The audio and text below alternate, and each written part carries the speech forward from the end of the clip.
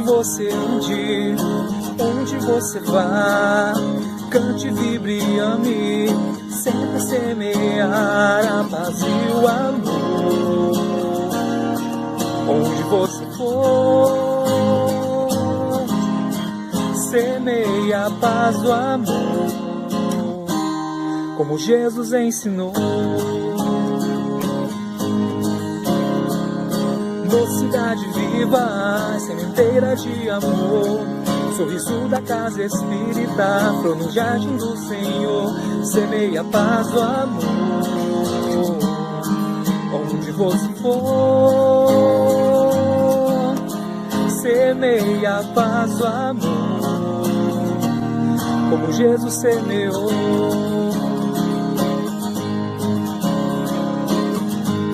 Seja como a luz a iluminar tudo ao seu redor, faça um mundo melhor, semeando a paz do amor, como Jesus ensinou.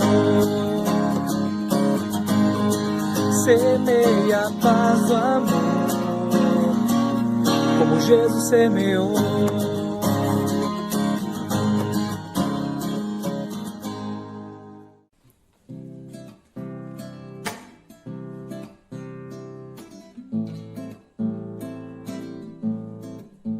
Esquece o tempo, preocupado em teres o que os outros têm. Facilidades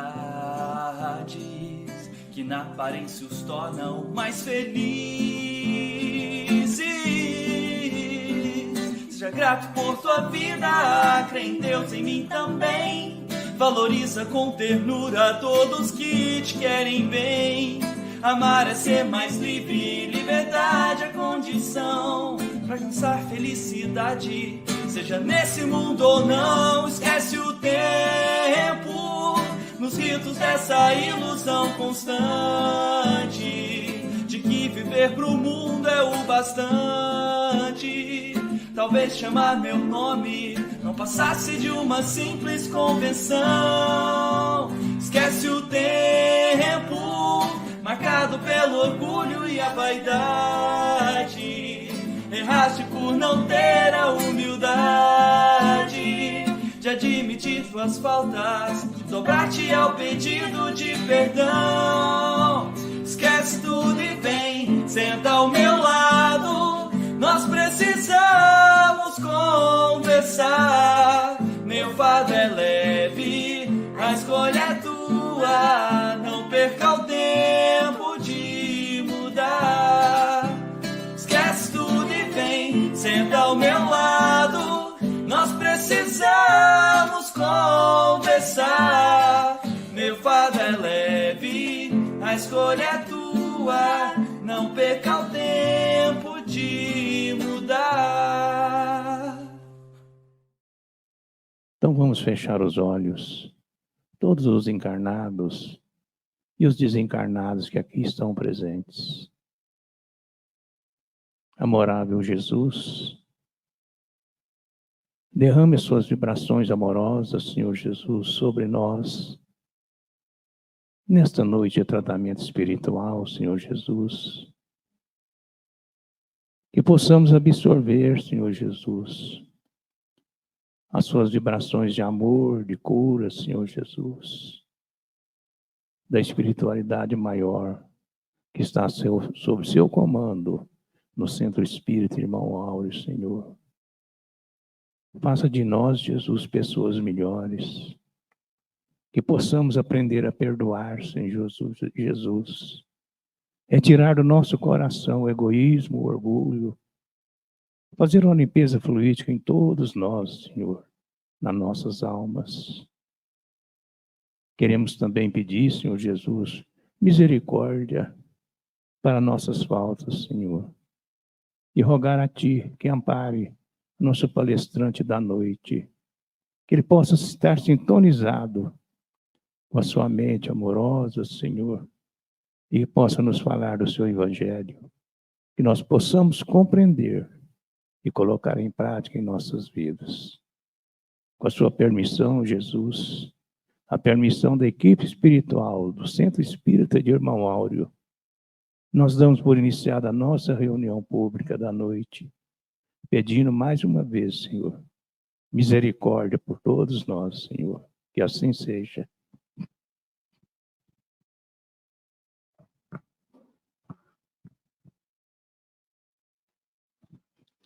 Minhas irmãs, meus irmãos de ideal, boa noite, que Jesus nos abençoe a todos, sejam bem-vindos ao Centro Espírita, sejam os que nos estão assistindo pelas redes sociais, no Centro Espírita Online Allan Kardec, seja quem está presencialmente aqui no Centro Espírita Irmão Áureo, dando continuidade à programação já conhecida de todos nós, de estudo do Evangelho segundo o Espiritismo.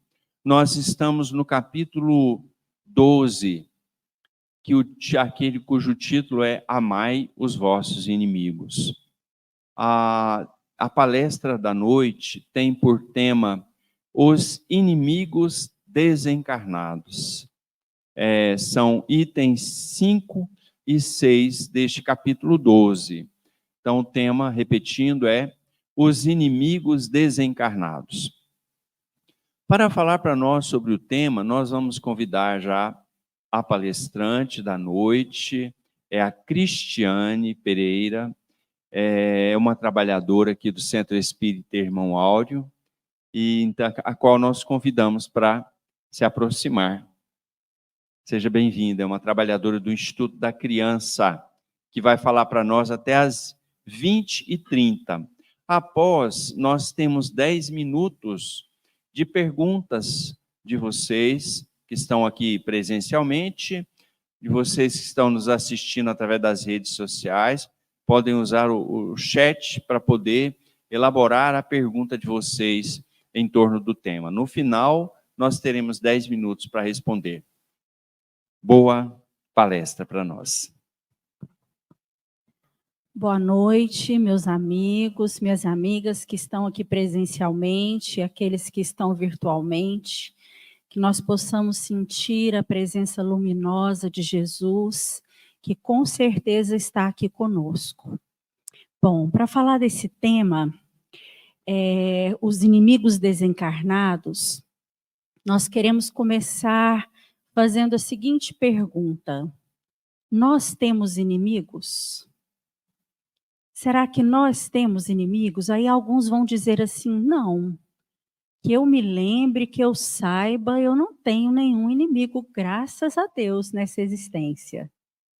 Mas Kardec, no Evangelho, vem falando para nós que existem os inimigos desencarnados.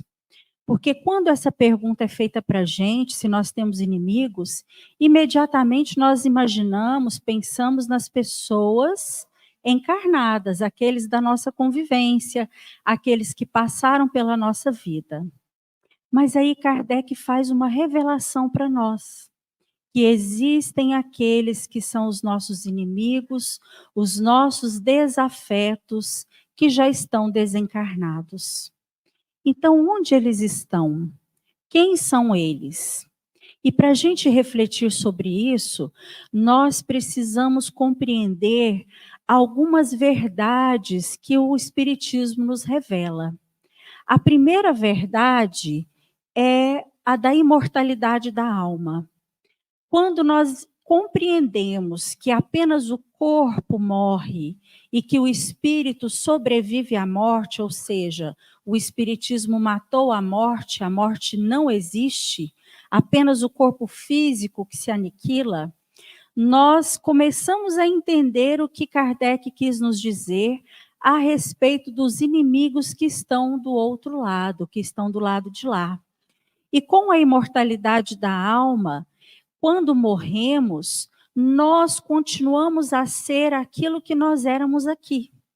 Então, se nós tínhamos conquistas elevadas, se nós fomos boas pessoas, de uma conduta moral boa e correta, nós continuaremos sendo assim no mundo espiritual, depois do nosso desencarne.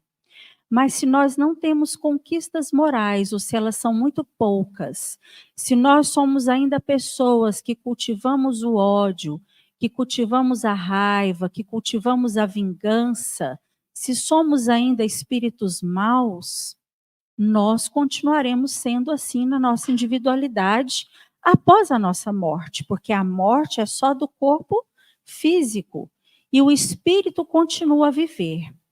Então, pensando assim, nessa primeira verdade que o Espiritismo nos traz, nós já começamos a entender, a compreender que esses inimigos desencarnados continuam sendo os nossos inimigos mesmo após o desencarne. Uma outra verdade que o Espiritismo nos revela é da nossa comunicação com o mundo espiritual, da influência que o mundo espiritual exerce sobre o mundo físico. Então, as relações que existem entre o mundo físico e o mundo espiritual, o Espiritismo vem nos esclarecer. Fato é que todos os dias nós conhecemos ou ficamos sabendo de casos daqueles que vivem os processos obsessivos. E aí nós nos lembramos daquela pergunta que Kardec fez no Livro dos Espíritos, se os espíritos influenciam em nossa vida.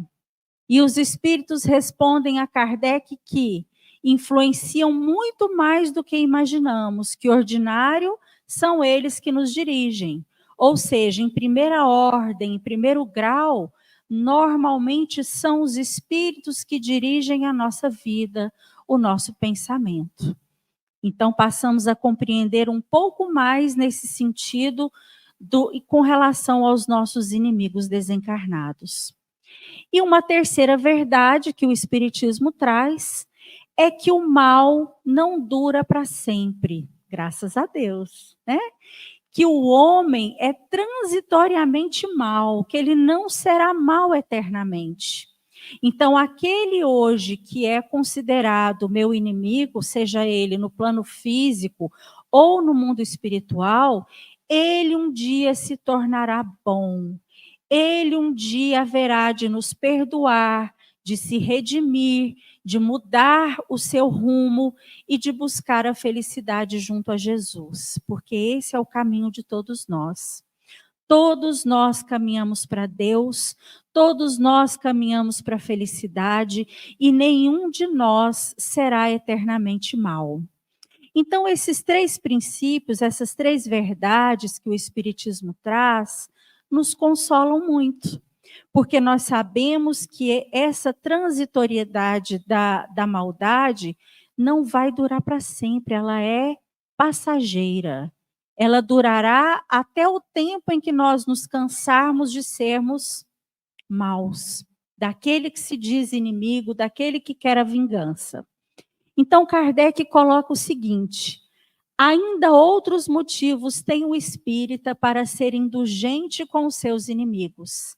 Sabe ele, primeiramente, que a maldade não é um estado permanente dos homens, que ela decorre de uma imperfeição temporária e que, assim como a criança se corrige dos seus defeitos, o homem mau reconhecerá um dia os seus erros e se tornará bom.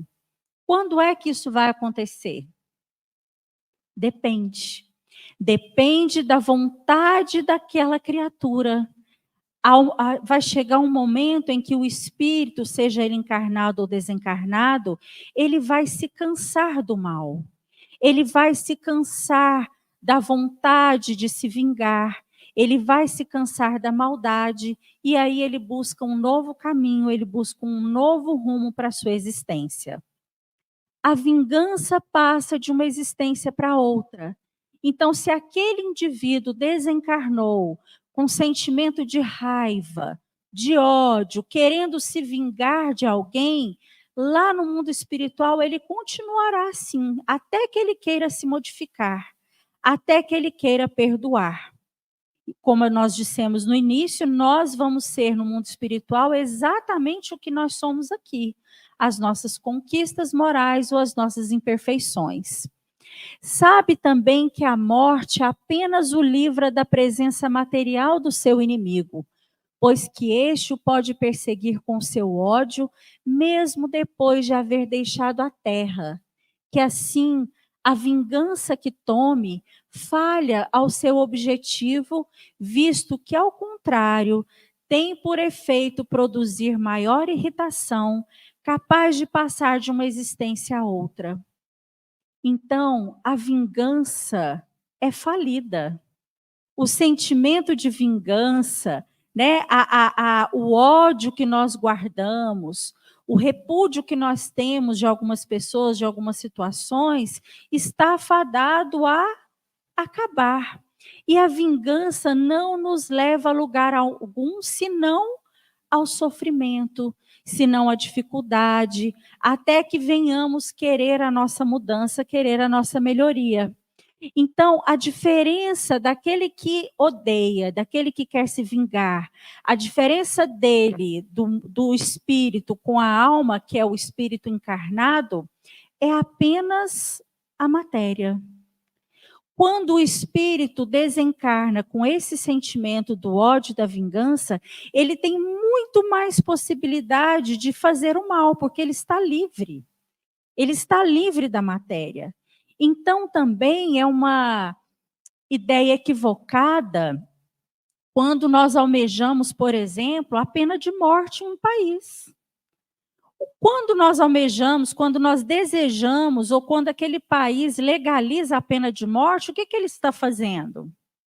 Ele está cometendo um crime, ele está cometendo uma maldade, mas ele está libertando aquele criminoso, libertando aquele espírito para que no mundo espiritual ele continue fazendo as suas maldades, e ainda com mais condições de liberdade do que ele tinha aqui. Então, é um engano nosso querermos prestigiarmos a ideia da pena de morte, porque a única coisa que nos diferencia é o corpo físico, que nós estaremos presos ao corpo físico e esse espírito estará em total liberdade, fazendo aquilo que ele tem afinidade.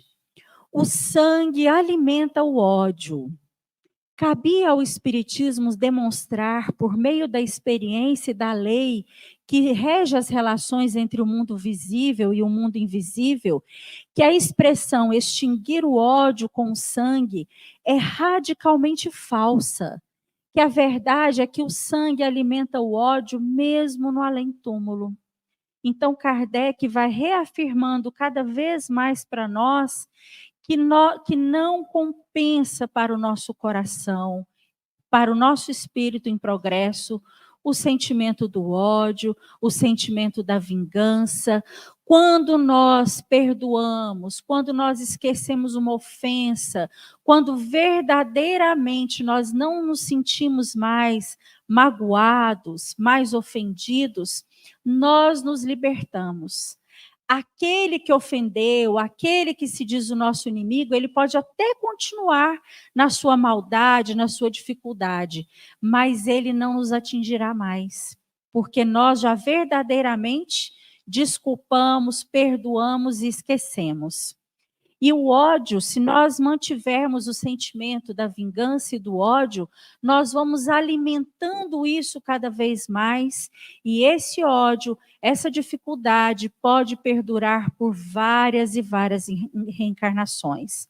Nós temos inúmeros exemplos do sentimento de vingança, dos processos obsessivos que se colocam por causa de questões que foram mal resolvidas, ou questões que não foram resolvidas, do perdão que não aconteceu, da indulgência que nós não tivemos, e assim nós vamos sofrendo sucessivamente nas existências posteriores, até que nós nos libertemos através do perdão.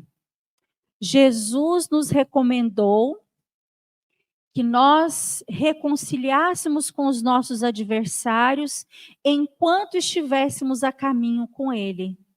Não é verdade? Essa máxima do Cristo, essa orientação de Jesus Por que será que ele disse que nós deveríamos nos reconciliarmos com os nossos adversários enquanto nós estivéssemos a caminho com ele? Ou seja, enquanto nós estivéssemos juntos, vendo, enxergando, andando, convivendo com esse inimigo. Porque ele quis dizer já da verdade absoluta que o Espiritismo nos traz, de que com a morte, esse ódio continuaria existindo. Esse inimigo continuaria na sua maldade, fazendo as barbaridades que fez aqui na Terra.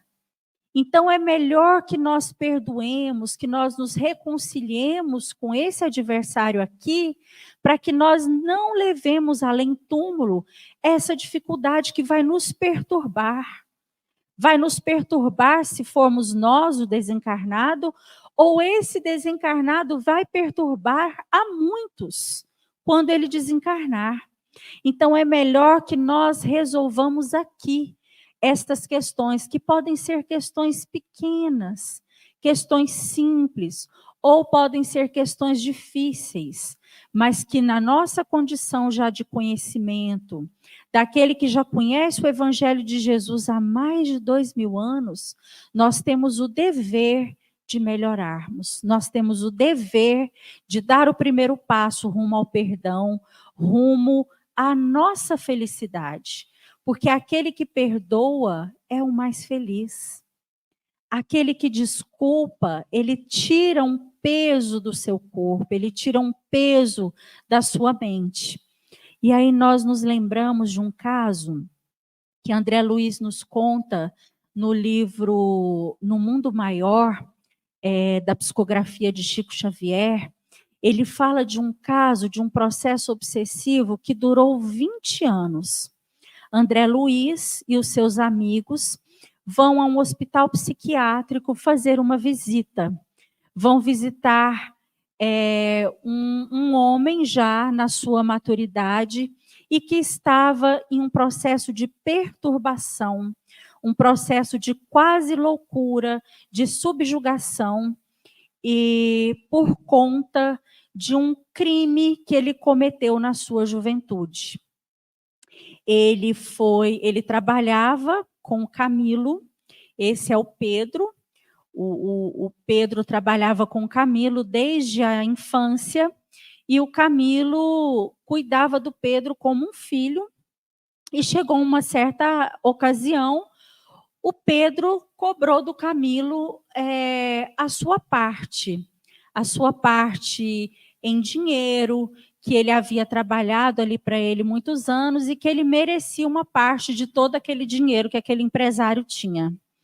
E o Camilo, na sua invigilância, diz para ele que iria passar para ele uma vultosa parte em dinheiro, mas não daquilo que foi feito nos anos anteriores, desde a infância, porque ele criou e cuidou dele como um filho, e que ele teve despesas e tudo mais com o Pedro. E o Pedro, muito indignado com essa situação, mata o Camilo. Ele faz de uma forma em que a polícia não consegue descobrir, ele se esconde da justiça da terra, a justiça da terra não consegue descobrir que foi ele, o assassino. Quando ele mata o Camilo, ele vai lá no cofre da empresa e pega uma parte daquele dinheiro que ele achava que era a parte que lhe cabia e organiza de uma forma o crime para que não fosse descoberto. E nunca foi. Só que o Pedro vive um tormento na sua culpa. A sua consciência não o deixa em paz e o Camilo também não. Camilo passa a ser, então, o algoz, o obsessor de Pedro, e durante 20 anos ele perturba dioturnamente a mente e o coração do Pedro.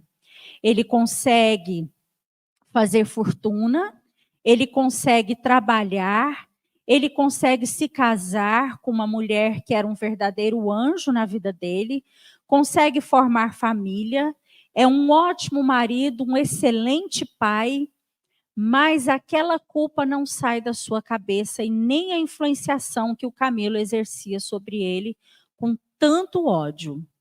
Então, André Luiz e sua equipe está ali no hospital psiquiátrico, visitando e vendo as condições e conhecendo a história do Pedro e do Camilo. Só que André Luiz acha que eles vão atender o Pedro no hospital psiquiátrico. Vão conversar, vão atender o Pedro e vão atender o Camilo. E aí André Luiz é orientado de que o atendimento ali ao Pedro e ao Camilo seria de passes, de preces, de mentalizações positivas, mas que eles ainda não tinham condições de socorrer moralmente aqueles dois, um encarnado, subjugado, quase louco, e o outro desencarnado que não deixava o Pedro em paz nem um minuto sequer. Porque para que aqueles dois pudessem se libertar das algemas que os prendiam, era preciso que o doutrinador tivesse muito amor, tivesse um verdadeiro amor para conseguir alcançar o coração do Camilo e alcançar o coração do Pedro. Então, eles chamam a mentora, que era a mentora Cipriana, que tinha todas as condições morais para chegar ao coração deste espírito e deste encarnado, provocando esta libertação. Então, meus amigos, o processo da vingança, o processo do ódio, ele só pode ser libertado com muito amor, com muita piedade. E quem vive ou quem já viveu o processo obsessivo sabe o quanto esse processo é doloroso.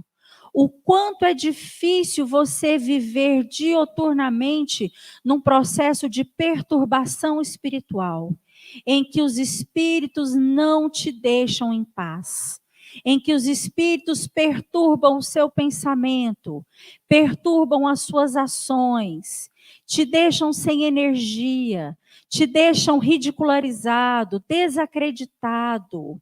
É muito doloroso o processo obsessivo. E ele pode durar 20 anos, como durou o processo do Pedro, que não foi pego pela justiça dos homens, mas pela justiça divina. Ele terá que ressarcir as suas dívidas, ele terá que fazer o processo de compensação, ele terá que receber o Camilo em outra existência, para que eles possam caminhar juntos e se perdoarem, e conviverem, e fazer todo o processo de reparação, que é da lei divina, que é da lei de Deus. Então, o processo obsessivo, através da vingança, é um processo muito difícil, muito doloroso, que nos traz marcas profundas e que vai nos aniquilando dia a dia. É muito mais fácil nós perdoarmos.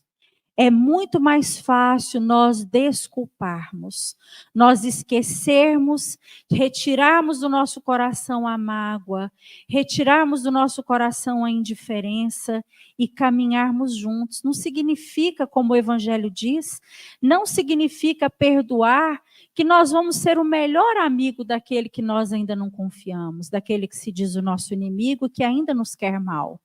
Mas significa que nós não guardamos ódio, que nós não alimentamos o sentimento de vingança, que nós esquecemos aquela ofensa e queremos progredir, queremos caminhar. E aí, para finalizar, nós também nos lembramos de um outro caso, mas de um caso ao contrário desse que nós descrevemos do mundo maior, que é um caso de um homem que procura o Chico Xavier.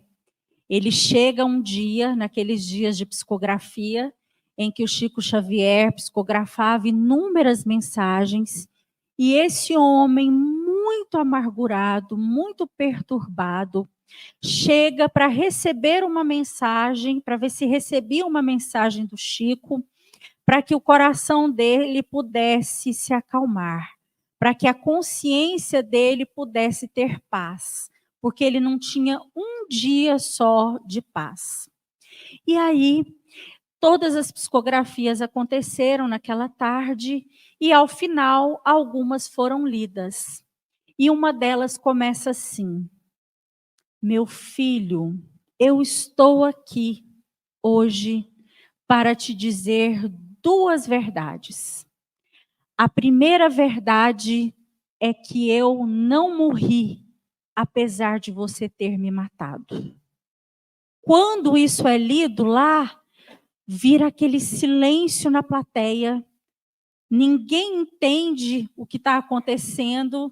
Para quem é dirigida aquela psicografia? E este homem, no meio da multidão que ali estava, começa a chorar copiosamente. Ele chora de remorso, chora de angústia, e ali ele identifica que é o pai dele que está falando com ele. E aí o pai continua, uma cartinha bem curtinha, mas de muito significado para aquele homem que ali foi procurar ajuda.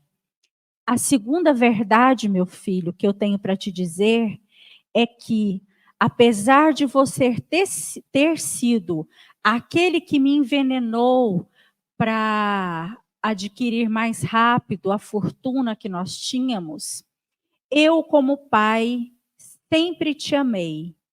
E a segunda verdade é que hoje, mais do que nunca, eu te amo muito mais. Porque você é um infeliz. Você já sofre pelo crime que você cometeu. E não sou eu que vou te julgar. Eu quero te abraçar, eu quero te acolher e eu te perdoo. Já te perdoei. Desde que eu desencarnei, eu te perdoei. Não sofra mais. Segue a sua vida, faça todo o bem que você puder fazer e segue a sua vida em paz. E esse homem, muito emocionado com tudo aquilo que ele ouvira, saiu agradecido ao Chico, agradecido ao pai, e a sua vida tornou-se diferente dali para frente. Ele conseguiu melhorar, ele conseguiu se modificar, conseguiu ter o pensamento e o coração mais leve, podendo ajudar, começou a fazer o bem, todo o bem que ele podia fazer, mas ele sabia também que um dia ele teria que reparar todo o crime, todo o processo de vingança, todo o processo de perturbação que ele cometeu.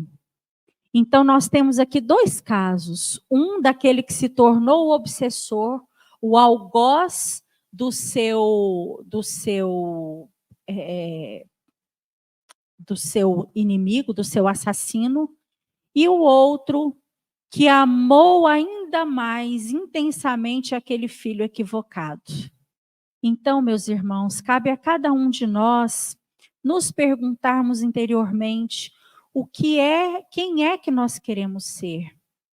É fácil o processo de perdão?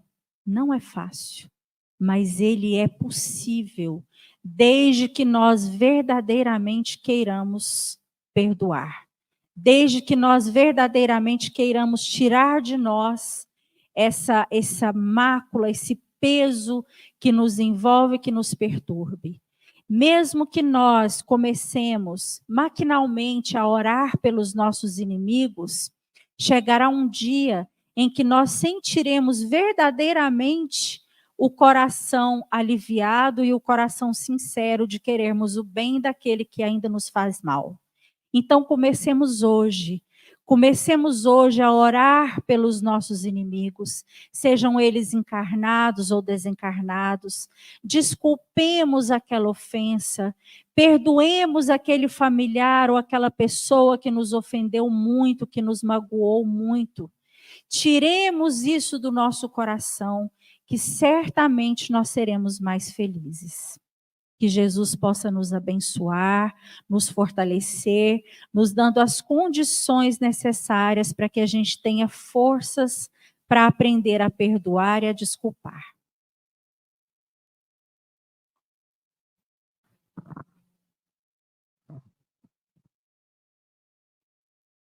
Nós agradecemos a palestrante, a Cristiane, pelos esclarecimentos, pelas reflexões em torno deste tema de difícil vivência por nós.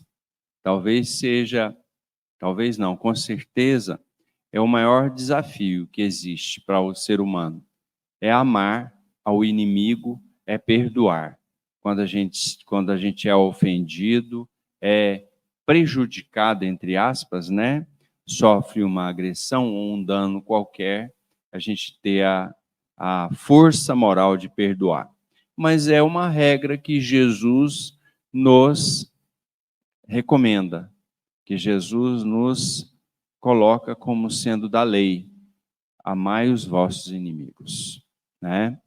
Então, fica aí o agradecimento pelas palavras simples, mas bem diretas. Nesse momento, nós queremos pedir para que os médiuns, os trabalhadores, possam se encaminhar para a sala do passe e da corrente magnética. Só os médiuns, enquanto os demais, todos nós continuemos aqui, porque agora nós vamos passar para um momento de perguntas e respostas. Então, existem perguntas, acreditamos que tem perguntas. Tem perguntas? 2 perguntas. Dos nossos amigos que estão assistindo pela rede social, e tem também 2 perguntas aqui, né? Eu vou pedir para a Cleide, para que ela venha aqui, para poder conduzir para nós este momento das perguntas, que vai até 8h40, ou seja, temos 4 perguntas, né? E aí está aqui, o seu Stalin, se ele se sentir confortável, ele vai poder ajudar também, tá bom? Então, boa noite a todos. Vamos pegar uma pergunta, então, do online. Primeiro, a Palmira Lira. Boa noite, Palmira. Se nessa encarnação não temos inimigos, como podemos nos reconciliar com os inimigos ocultos? Então, olha só, boa pergunta. Se nessa encarnação não temos inimigos, como podemos nos conciliar com os inimigos ocultos? Então, eu vou pedir para o Geraldo dar essa resposta aqui. Então, às vezes o inimigo, ele é um inimigo já e que nós prejudicamos em outra ocasião, né? Então não dá para a gente reconciliar com ele fisicamente falando e nem reparar o mal diretamente com ele. Porém, nós podemos fazer aquilo que o personagem que a Cristiane contou na história fez, do filho que recebeu a mensagem do pai e que, a partir daquele momento, modificou completamente a sua vida. Melhor forma de reconciliação é através da oração. Mesmo que o nosso inimigo esteja encarnado, ou desencarnado, ou já falecido, não é? Melhor maneira de nos reconciliarmos com ele é orando por ele, pedindo a Deus para que Deus supra aquele espírito, não é? Ou aquela pessoa de tudo de bom. Orar para que todo bem seja revertido àquele nosso irmão. É a melhor maneira de reconciliação. Mas também fazermos a caridade, e toda a caridade que nós fizermos, nós lembrarmos daquele nosso inimigo. Se ele estiver desencarnado, né? Todo bem a gente acreditar para ele, em benefício dele. E aí, Deus vai saber encaminhar para nós, encaminhar até nós, familiares daquele inimigo desencarnado, pessoas do convívio dele, necessitadas. E ao ajudarmos essas pessoas, uma pessoa de rua, ou alguém que está precisando de um conselho, de um amparo, qualquer ajuda, ao ajudá-lo, aquele que é vinculado ao falecido, ele vai ficar grato. Então, Deus vai saber encaminhar recursos. No mais, é pedir para que numa próxima encarnação, ou que ele possa renascer no nosso meio para que a gente possa ajudá-lo, ou que numa próxima encarnação a gente possa vir juntos novamente. Aí nós agradecemos o Geraldo pela contribuição. E a segunda pergunta aqui é: como os nossos inimigos desencarnados conseguem nos encontrar na Terra? Será como? Vou pedir para o seu Stalin vir comentar aqui, segundo o Evangelho. Muito bem, nós vamos fazer esse comentário. Por que nós estamos aqui encarnados? É uma proteção divina que nós temos dos nossos inimigos que ainda estão na erraticidade. Essa é a maneira. Como que eles podem nos encontrar conosco? Quando nós praticamos os mesmos atos que nós praticamos na encarnação passada, eles conseguem nos alcançar. Mas se nós praticarmos o bem, fizermos a nossa reforma íntima, mudar a nossa atitude, ele vai conseguir, sem compreender por que nós estamos assim, vai nos perdoar. E o que nós precisamos? Nos perdoar mutuamente. Essa é a maneira. Viu?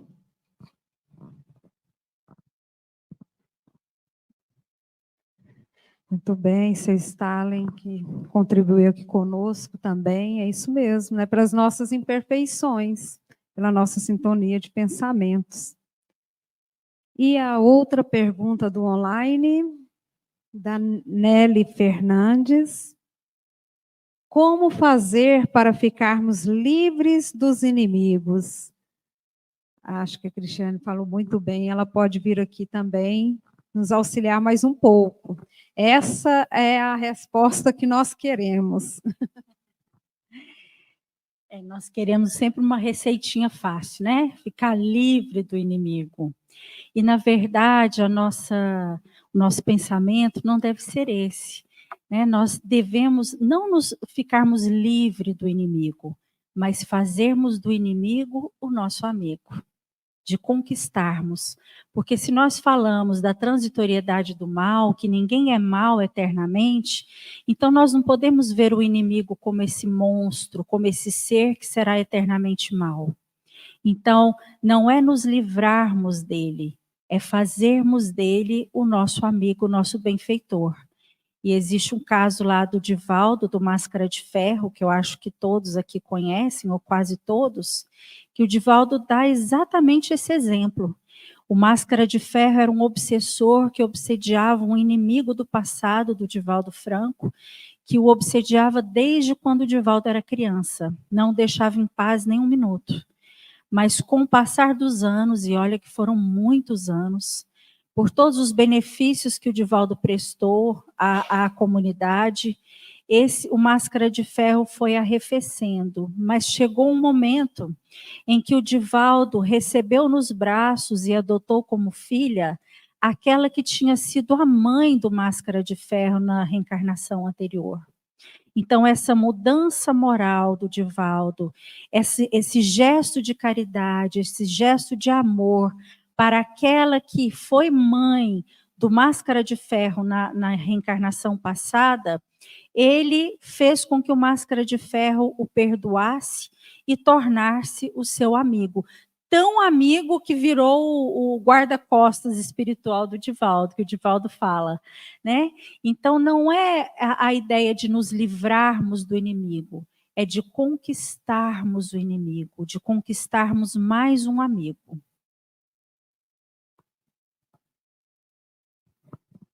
Agradecemos aí a Cristiane pela colaboração.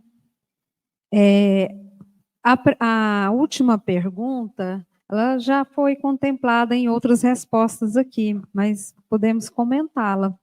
Como desfazer uma inimizade com um desencarnado?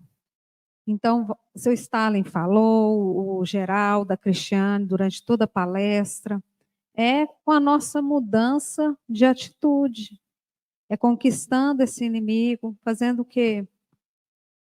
Amando, perdoando, né? É fácil? Não, não é fácil, porque nós estamos também em processo de evolução, de aprendizagem, mas é preciso que a gente comece, que a gente dê o primeiro passo, como a Cristiane bem colocou aqui. E aí a gente vai lembrar de Jesus também, claro, né? Porque Jesus, ninguém entendia, né? Quando a gente lê a obra lá de Paulo Estevão e Jesus fala, não, mas esse aqui vai ser o meu vaso, que vai levar, né, os meus ensinamentos. Ninguém entende.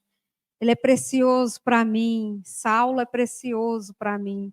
E Saulo perseguindo os cristãos, fazendo todas as atrocidades, e Jesus com aquele amor, né, a ele, porque sabia que o tanto, que aquele ódio que ele tinha por ele, quando se transformasse em amor, seria também na mesma intensidade, e foi. Então, que a gente possa lembrar dos exemplos de Jesus, né? De desejar sempre o bem, de desejar sempre, vibrar sempre pelo amor, que um dia virá a mudança também de vibração no outro, do amor, do perdão, pelas nossas faltas também. Então, que Jesus abençoe a todos. Nós vamos encerrar esse momento, que possamos, né, estarmos aí na mesma vibração para o nosso tratamento espiritual. Quem está no online irá passar aí pelo vídeo de tratamento, a mentalização, colocar água para ser fluidificado, porque a gente sabe que não existe distância, barreiras para quem tem fé. Então, vibramos amor, perdão, alegria, por estarmos nesse momento tão maravilhoso da nossa reunião pública. E a reunião pública se encerra com a oração do tratamento para quem está no online. Muito obrigada e até a semana que vem. Nos preparemos para o momento do passe e fluidificação das águas. Coloque um recipiente com água limpa para ser fluidificada. Irmãos, não importa aonde você está, quais as dificuldades que está enfrentando, Jesus está sempre pronto para vir em nosso socorro. Coloque-se de maneira confortável, que lhe facilite a concentração e a receptividade. Respire lenta e tranquilamente. Inspire, expire. Inspire, expire. Encha seus pulmões de ar e solte bem devagar.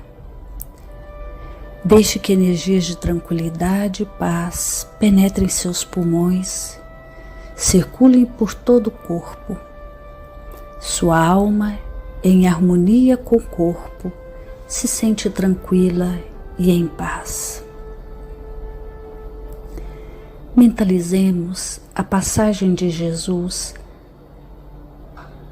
Dia claro, os raios dourados do sol iluminam a paisagem alegre de Cafarnaum.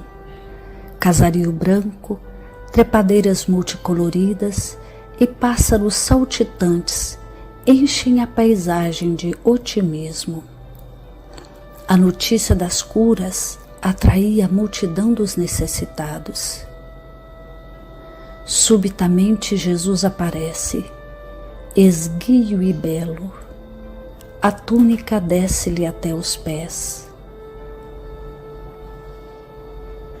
Ao pôr do sol, todos os que tinham doentes atingidos de males diversos traziam-nos, e ele, impondo as mãos sobre cada um, curava-os. Assim narra o evangelista Lucas. Mentalize Jesus se aproximando de você, Ele impõe as mãos amigas sobre a sua cabeça. Perceba que de suas generosas mãos cai uma cachoeira de águas claras e puras, vindas do seu amor a te banhar.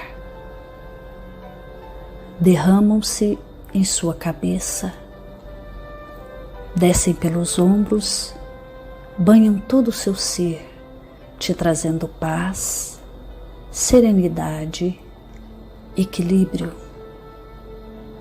Limpam todas as impurezas e te pacificam. Sinta estas águas te banhando, limpando. Respire.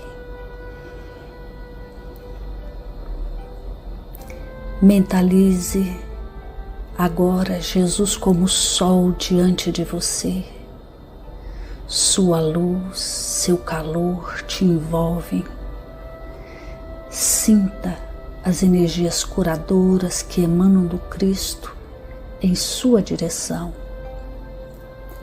Ele ouve as suas preces. Confie nele. Seu amor é infinito e te acompanha e protege, oferecendo de tudo o que necessitas. Confie. Absorva as energias curadoras de Jesus. Sua luz te envolve. Sinta essas energias percorrendo todo o seu corpo. Sinta-se fortalecido e em paz. Senhor Jesus, divino amigo, estende as tuas mãos generosas, Senhor, e transforma estas águas em remédio para os nossos males físicos e espirituais. Guarda-nos, Jesus, em sua paz. Estende as vibrações de amor em benefício do meu lar, Senhor. Que aqui possa reinar a paz, a saúde, a tranquilidade. Nós lhe rendemos graças, Jesus. Fica conosco hoje e sempre. Graças a Deus.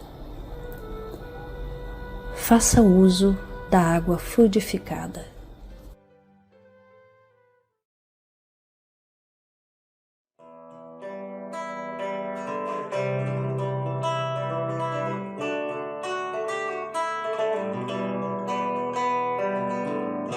Já parou pra refletir o que você faz aqui? De onde vem, pra onde vai? E se estamos aqui, vamos todos nos unir pro mundo melhorar mais. Muitos mundos, muitas vidas, muitas voltas, muitas idas, é o caminho que se faz. E se nessa não deu certo, você pode estar certo, Deus te deu uma chance a mais.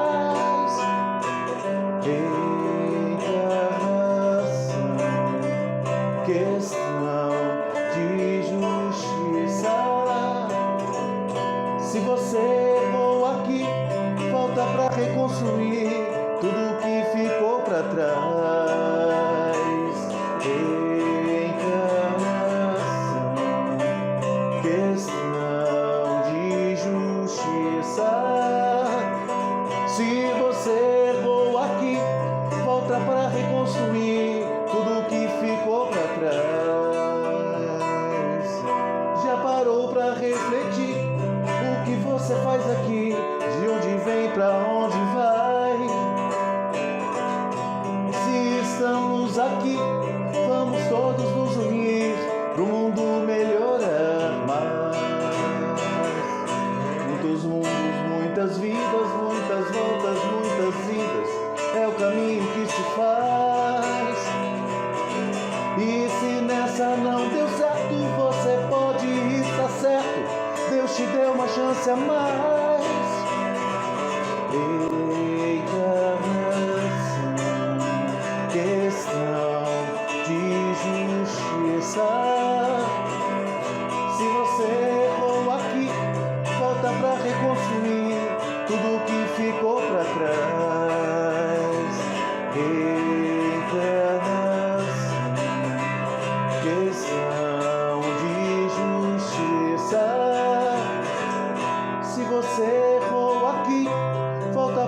reconstruir tudo que ficou para trás. Reencarnação, questão de justiça. Se você errou aqui, volta pra reconstruir tudo que ficou pra trás.